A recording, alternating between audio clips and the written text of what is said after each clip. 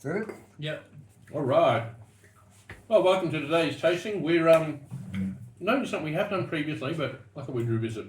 We're looking at Old World versus New World wines. Now, Old World is France, Portugal, Spain, Germany, Alsace, Hungary, Georgia, essentially. Italy, Mr. Big one. Italy, Sardinia, and Sicily. So they're the major sort of regions. You've got Hungary as well, but they're the main Old World wines. And the reason they're called the Old World is when the winemaking occurred, it happened in the European continent. And it happened particularly towards the western side of the European continent. This is called the Old World. Originally it had the oldest vines in the world until phylloxera hit, and now it's not got the oldest vines in the world. In fact, the New World has the oldest vines in the world. Chile, Australia, New Zealand, Argentina, Patagonia, Uruguay, North America, Canada, South Africa, Israel, which is ironic because Israel is actually one of the places that wine first turned up from. Oh, the Old World, the other one's Greece. How did I miss that? Yeah. Anyway. You're eating pork. Yeah, that's probably right. Anyway, but yeah, so they're the New World wines. So New World is basically where the Old World of wines spread out across the world, and the different terroir that the New World has changed the flavours of the wines. And today we're going to have a look at these wines to see if we can pick up the difference in flavours. These are essentially the same grapes. They might not be the same clones, but they're definitely the same grapes. And they are definitely also going to show New World flavours over Old World flavours, including winemaking styles. And we'll talk about winemaking styles as we go through it. In fact, the first one we're going to look at is we're going to be having a Beaujolais from Morgon in France. So Morgon is in the Beaujolais region of France, which is the southern area that you'll find of the Burgundy. And it does almost exclusively gamay. Now, this is Morgon. So when you look at their wines, they actually have, you'll have a Vin de Beaujolais, which is an AOP of Beaujolais. Then you've got different villages, villages of Fleurelay, Morgon, Willemont, I can't remember, there's 7 villages essentially. And it's all based on gamay. So they make a couple of different styles. You've got a Nouveau style, which is a really young gamay that is made, fermented, and then straight bottled. And it is Nouveau style because it's fresh, bottled, and ready to go straight away. Yeah, they make it to be drunk straight away. In fact, Nouveau style a year later it isn't anywhere near like Nouveau style originally. The younger, the better. That's what they're looking for. Then you have classic AOC styles of Beaujolais, which are, of the village. So their cropping and their winemaking has to be regulated to be of the style. And then you've got what they call cru style gamays. So the difference, the major difference being the village styles and even some of the entry level, the estates and the Vin de Bourguignon, the Vin de Bourguignon is actually going to be carb macked. So carbonic maceration to it happens quite a lot. The cru ones aren't. They don't do the carbonic maceration to it to actually get it to actually ferment. Carbonic maceration is a fermentation that happens inside the grape and actually brings out these really like boiled lolly flavours that you'll see in wine. So let's have a quick taste and have a look and see what the wine shows. Smells good. It smells lolly, but it smells that slightly lolly sort of. Really good acidity, soft tannin, red fruits. It's got that little boiled lolly note to it as well. That's your typical Beaujolais. And in fact, it's a really delicious, easy drinking style of wine. A little bit lighter in the body than you Australian palates are used to. I mean, we've literally just done a tasting of Shiraz and Cabernet and things. So for us, this would be literally tasting quite light. If you look at our range, we have George de Wolf's So those ones in front of you there, the Beaujolais Village and the Fleury. So yeah, they're again Beaujolais. This is one that I got in to have a look at. So this is the Jean-Marc Bourgaud Morgon from Filet. So yeah, that's the gamay. So let's compare this. Morgon's Village, yeah. So now we've had gamay from Tomato previously that we really enjoyed.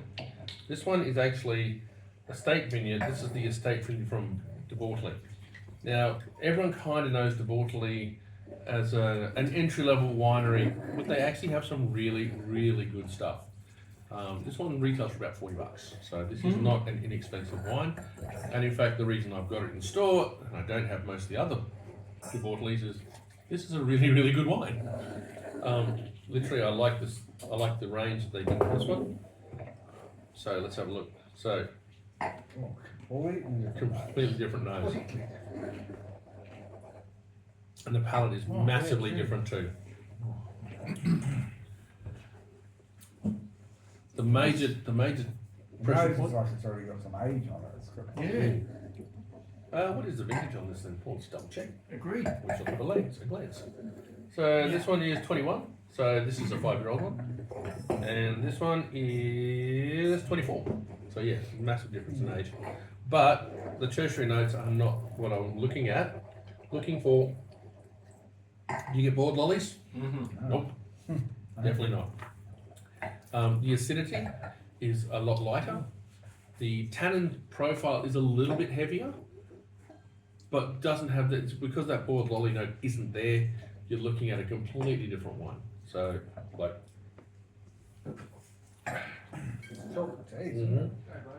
Quite a difference there. the old world seems to have a lot more colour about it. yeah, The acidity is really I guess it is. markedly different. Yeah, very old. and the fruit is also markedly different. But the fruit style, the actual the red fruits, this one's a little bit darker and a little bit more of those blue fruits to it. So, big difference in both of those wines. They are the same grape. They've been treated slightly differently because of the, as I said, the carbonic maceration to the actual. And they're on the opposite sides of the world. Yeah, but the terroir is the biggest part, and that's what's causing the major difference. So the old world wines, essentially, when you're talking about old world wines, I always talk about acidity and tannin profile. In new world wines, forward palate, or the flavors in the forward palate, forward flavors and fleshy palate. Usually it's got a bigger, more weighty palate on the tongue. So again, with that in mind, If we're voting right now, I'm straight up with the old world. Yeah, me too. Yeah. that one has got a much fleshier palate to it.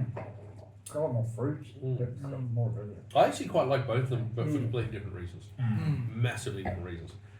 And in fact, the tomato one that we have, which is like a $40 gamay as well, is lighter again than this, but nowhere near as complex as this. So yeah, it's really interesting to Delicious. see. They're both delicious. Yeah, they're both really Yeah, they're delicious. both. They're all very different too. Yeah, I feel like I'm in a burlesque show now. Tassels. That's all. Yeah. But as I said, like, And tune in next week. tune in next week. We'll do it topless anyway. Whee! But no, as I said, like just massively different. So in this one grape, I hope you can automatically see Massive. old world, new world. Yeah. And I have had people talk to me go, oh, but, and I always love it when they go, oh, but. I'm like, okay, we do try to make old world styles in the new world. So this is something that people try to trick up their wines or try to change their wines to look more old world. Good winemakers make wine to show the area that they're from. Winemakers that are trying to hide problems in their wines generally try to trick it up to make it look like it could be from anywhere. And winemakers that are specifically going for, I'm going for an old world style, it's kind of like taking golden delicious apples and trying to make a Granny Smith pie. How do you do that? Well, what Dyes and colouring. dyes, colouring is the first thing, but no, for the Granny Smith one, that's really apple acidity. You probably have to soak this one in acid to do it in cider. Yeah. So again, So you can try and trick your wines up to look old world. Good winemakers make the wines look they're from the region. Yeah. Yeah, blind tasting, I don't think I would have picked. This is the same grape. That's the same grape, but this is the old one. Old world, yeah. There's so much fruit and Yes, flavour to this. agreed. I thought it would be more Australian, Yeah. hotter climate, more Yeah. fruit, more juice. Yep. Yeah, it's interesting. Just a bigger style. I really like it. It's good. Mm. It's one, again, we don't taste it a lot, and every time we taste it, we go, oh, it's really good. Mm-hmm. And then we don't taste it again for a while, and then we go, oh, it's really good. Mm-hmm. It is the best. It's the hardest part about our stores. So we do this, we find we love it, and it's not until someone says, "Hey, what is this like?" We go. As a matter of fact, I remember Yeah. we tasted that 6 months ago, and it was great. Mm. We had that the other day. Someone came in and went, "Oh, I want to try this wine. What's this wine like?" And literally, it was a Langmore we just done last week. Oh, yeah. And I went, "Oh, well, as a matter of fact." Yeah. Here it is. And this is it. And starts talking about it. She's like, oh, okay. I said, yeah, we do all. So you drink all of this? Yeah, Research. we do. Research. She goes, oh, you wouldn't drink every wine in the store? I went, what, 756 different wines in the store? Yeah, we have. It's a work in progress, but we get there. Come close. Yeah. It usually doesn't get on our shelf unless we try to test it. Correct. So, Delicious. Yeah, Absolutely delicious. That's my wine tonight. delightful. Rightio. The next one. So, This is going to be something. this is France. I'm going to buy one. This is Italy, and this is Spain. So I've actually taken 3 different countries we're going to look at. So the next one we're going to do, and I will keep the New World in your right hand glass. I think I remember which one I. That's my new world. New World. That's my new world. I think that's my. Oh, new world. Yeah, looking at the colour. Alrighty. And New World for you. Right, this is Amadio's Barbera. Amadio is actually one of our more favourite wineries. They've actually been with us for quite a long time now. And we really enjoyed working with them. Daniel Amadio, the winemaker. You said you were going old world first. I'm just pouring it out left and right, left and right. So, I'm going to go back to what I was saying.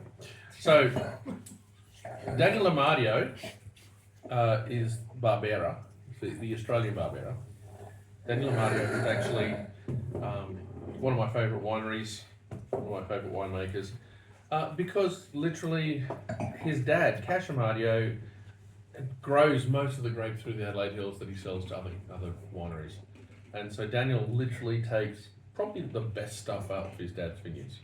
So Thanks, Dad. that's Dad. Well done, Dad. Okay. However, the other one is Belcolli, Barbera d'Alba. So in the Piedmont region, you've got Asti and you've got Alba. And so Barbera can be grown in any of the regions of Piedmont. And if it says Barbera d'Asti, it's from the Asti region. If it's Barbera d'Alba, it's from the Alba region. Which confused me completely because I remember drinking Spumante d'Asti. Yeah, And Asti Riccadonna Yeah. and all this kind of stuff. Yeah. And it took me ages to figure out, oh, hello. Doesn't Seems so obvious when you know it. Doesn't seem obvious at the time. No. Because everyone goes, oh, can I have a bottle of Asti? Okay. Radio. Anyway, so back to my tassels. Old World Barbera. Now this wine is one of the killer bees from Piedmont. Barbera, Barolo, and Barbaresco are the 3 killer bees that you get there. So they're the 3 big wines out of that region. You also have Garvey and a couple of other really good on Cortese, etc. But doesn't work as well because it doesn't does start with B. However, Barbera is the one that pretty much grows everywhere. It's kind of like Sangiovese through Tuscany. It grows pretty much everywhere. And in fact, when we were over there, we went down to the local co-op where we would take 750ml bottles and we got charged, like with our bottles. Went down there, we cleaned them obviously. Went down there and they went, here you go. And it is €1 a litre for Barbera.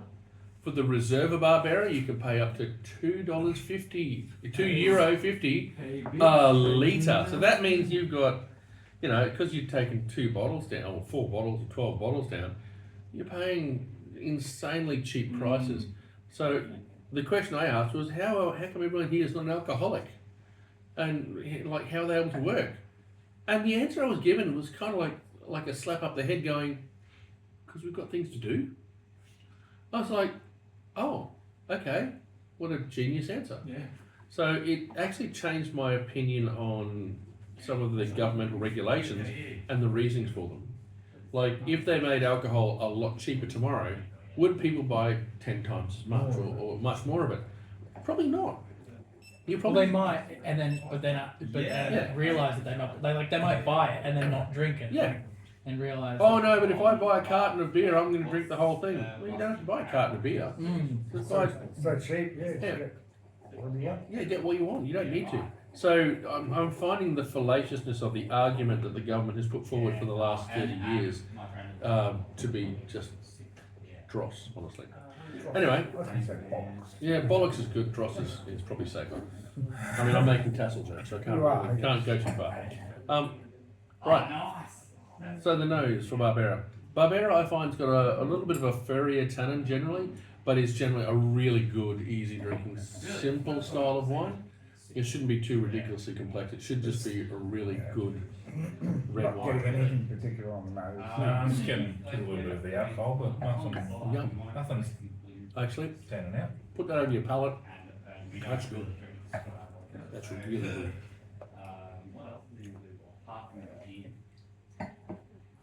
Remember, this is a wine that you want to sit down and go, I'm having a bottle of this tonight. It's extremely soft. Oh, Tastes well. It's got a bit of fruit to that. yeah, it's soft. It's got a bit of fruit. Good acid.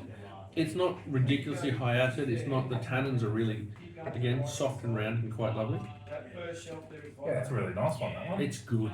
I really like it. Barbera is actually one of my favourite grape varietals that you can't really sort of buy enough because, unfortunately, because it's coming in from Italy. It's they generally buy more premium, like sort of mid-range stuff. They're not the stuff I'll get in the co-op. And also they've got to bring it in. The import duties, the taxes, excise when it gets here, all of it just kicks the price of wine up and up and up. which one did you try first? I tried the Old World first. Oh, did you? Yep, Old World Yeah, the first. old word. I got it. Yeah, that's why the Old World goes in the left-hand glass. Oh, it was actually. Yeah. It confused me because originally when you said use your Old old World's world the one glass, that's less then you put new world. dark Yeah. in colour, correct? So the New World. Yeah, massively different. Hugely different. Put that over your palate and tell me if you think that tastes exactly the same. Definitely not the same. No. It's not the same.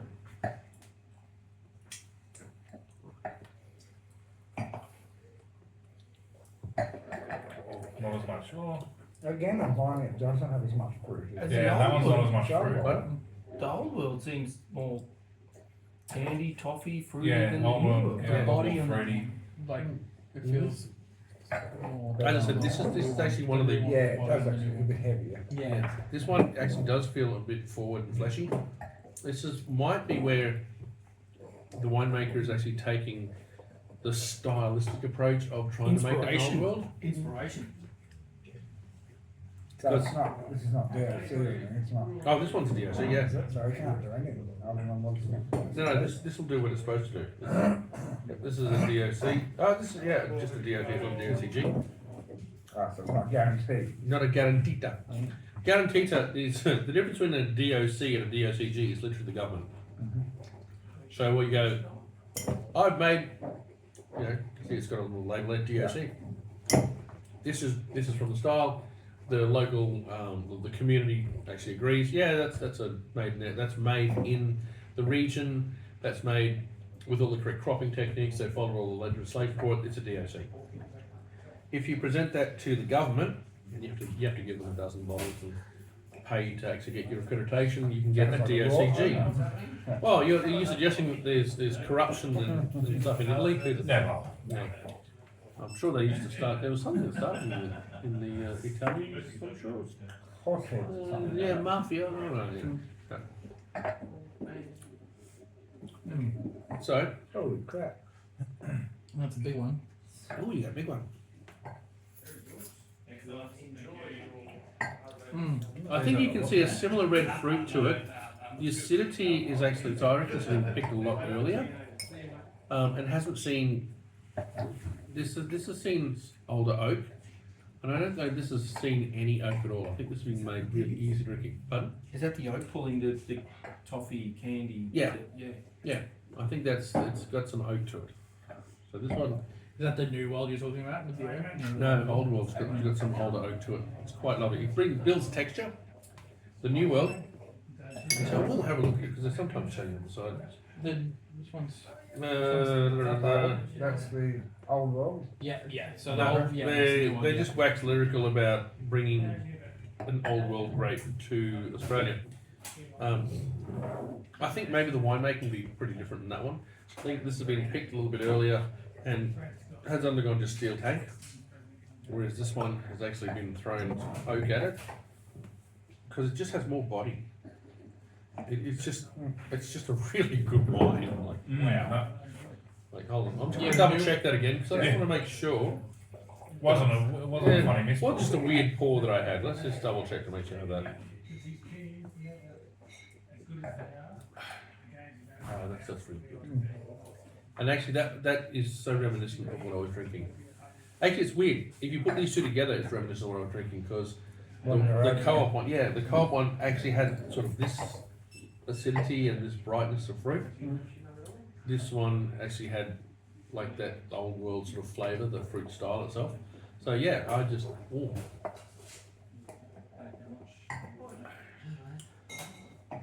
and the aromatics, the perfumed aromatics in the back, that's really lovely as well. So two massively different wines from the same grape. So you're looking at old world, new world. When I was talking about the fleshier palate and forward fruit, the fruit is lighter, but it is forward. The palate is not as big and rich and rounded as this, but is still fleshy. So you still get those fleshy notes on the palate.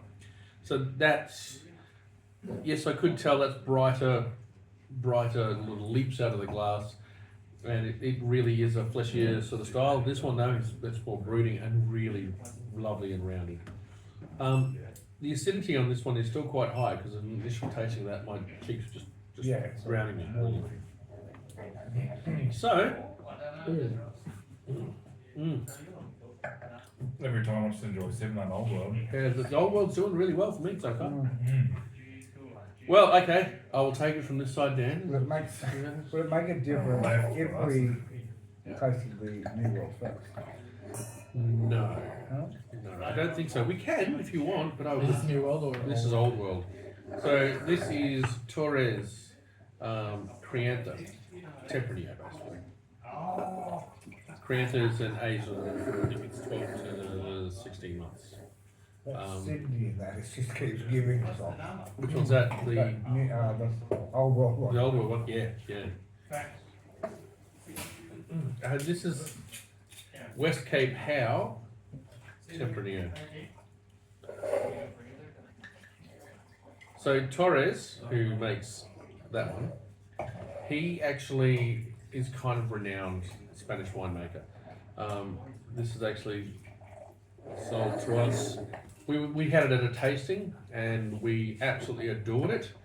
And there was a misprint on the tasting notes, and we went, I want to buy 10 cartons of that if at that price. And then they said, oh, you've accidentally ordered 10 cartons. I'm like, no, there's no accident on that. That was really, really good.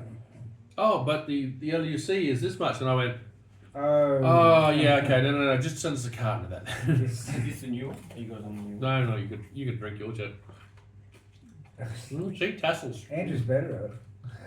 Yeah, I've had more practice. Big boobs. Chaps. All right, Ben. Yeah, how are you? Good. So now, Usually I'm new world over old world, but so Yeah, the old world's just the new one. just awesome. Best every time. I think I like the old one from the last two. Oh no, old world first. So there you go. I'm struggling to keep track of Just which one. left and right, man. Left and right. So the Hell for love, honey. Yeah, I was going to say, that's what it is. there you go. this bottle's on the left. Yeah. This bottle's on the right. show you some glasses. Okay.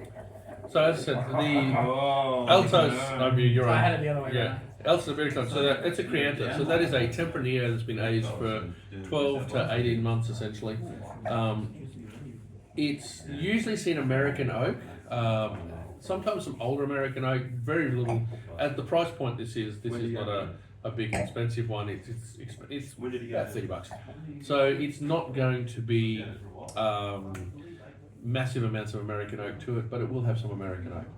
This West Cape How, it's about 25. It actually is made near Albany, down the bottom end of West Australia, and they do a really lovely temp. So we'll have a look and see what we can see. So the tasting notes for temp. Anyone want to have a guess what the tasting notes for temp are? We've had them already, so anyone remember? A little while. Mm-hmm. Off the top of my head, no. Just Bright red cherry. red cherry. Mhm. It was always a bit darker. Even the colour was a lot You darker. know, it depends on the regionality, but generally it's known for its cherry notes, and sort of the mid palate of like a brooding tannin to it. Yeah, I got that from that new one. Brooding tannin. Nice. I'm not sure that's even correct terminology for it. I'm gonna, Mm. I'm gonna know the touch of. You were so star and ease, but I think it's closer to like That Annecy. Licoricey, yeah. Licoricey sort of. Mhm. I guess I'm stuck on a star and ease to see what it is. I can give you some later. Get some Oh, time. there. Found a lot of these old worlds I've had today on the fruit, like Mm. good fruit to them. They do have good fruit to them. It's also why we range them. It's just literally because like you sit there going, oh yeah, I'll buy some cheaper old world stuff. Well, that's everything you said it was going to be. Yeah. White cherries and brooding tannins. Yep. The older American oak in that one too. It's quite lovely. It's not that really butterscotch or anything. It's just actually quite integrated, quite lovely. Having a look at the New World, you can see a massive difference. Lighter, brighter fruit. More oak. On the nose, it seems to be more oak. But I'd say slightly newer oak, but not American. yeah, it hasn't got the new ones. Whoa. Tannins on both of them. Is Making your mouth pucker a little bit. There is a massive disparity in flavor, not in flavors, but in body on those. Yes. But the flavors are actually quite similar. Yeah, I've they're got some closer fruits to what on they are both of too. them. I was gonna say I feel like the taste is similar, but the feel is different. Yeah. Yeah. That's a good way to look at it too. Getting that fleshier palate we're talking about. But so really, realistically, what we're distilling it down to is the difference between the old world styles and the new world styles are literally old world. The further up the scale of expense you've got, the more integration of flavors, the more integration of acidity, and the more integration of tannin. Whereas the New World style, the more intensity of fruit, the more intensity of body, the balance of acidity, and the balance of tannin. So if you're looking to writing notes for these, as you're writing your notes out on these two different wines, you'll be talking more about the acidity, the tannin, the complexity of the flavors, but generally not so much that they're really intense forward styles. Whereas this one, you'll be talking generally about forward fruit, fleshier palate. The acidity much more integrated and rounded rather than sticking out like it is Yeah, in it this doesn't one. make your mouth essentially warm. Yeah. It's there, but it's not over the top. And- tannins on this one. Oh, yeah. On the other hand, Yes. Oh, the tannins. Yeah. Yeah. So Not again, overpowering, but groupy. yeah, really Yeah. good tannin. Stick your mouth in. So, you know, you're looking at the same grape grown in two different parts of the world, showing the terroir massively different. Can we just Mhm. go back and check the alcohol volumes on each one as well? Okay, so- I'm thinking that this I've got one a is 13 on this first old 13 and a half. Australian, the local ones. This one is 14. That's unusual. And this one is. Is that 14? I can just see it under the mills. 14. Yep, 14%. So that's both the same. This seems to have a lot more alcohol, so. 14% that one. This is 14% ABV, and this one 14. That's big for old board usually. Yeah, it's unusual. Well, no. So okay, this is an interesting story for you. So Spain is probably the hottest country in the old world, and in fact, when it joined the EU, part of the EU regulations for wine growing is that it must be dry grown. Dry grown means you can't irrigate it. Right. They say, oh no, it must be dry grown, it must be dry grown. And the Spanish vineyards went, are you kidding me? It is so hot. Spain is scorchingly hot. He said, we can't, if we do this, our vines are going to die, they're going to shrivel and die from the heat. We're not going to get a crop off it, and you're destroying our wine industry. And they literally allowed Spain to bring in drip irrigation. And so they did, they drip irrigated. Some of the regions in Spain don't need drip irrigation. You've got to apply for it, get an exemption for it, and go and do it. Again, does that sound like a bit of government overreach? Yeah. No, the government overreaching? Stop Oh, it. madness. However, that being said though, you also get a tick from the government, which means that coming into the world of wine trade, you are supported by the government saying that you have done all the right things. And therefore you can get your, I'm trying to think which one this is. Is this a DOC? No, it's not a DOC. It is a, oh yeah, no, it is a DOC. Denomination, origin, and I can't remember, I don't know the actual Spanish word for it. Oh, it's a DOD? Is that a D or a C on there? DDOC. Got issues when you Denomination, glass. origin. Class 4 now. Classified. Classified. So it's a DOC. That's unusual because, yeah, I didn't realise it was a DOC. Denomination de origin. That's a Spanish one, isn't it? Yeah. Denomination de origin classificaria.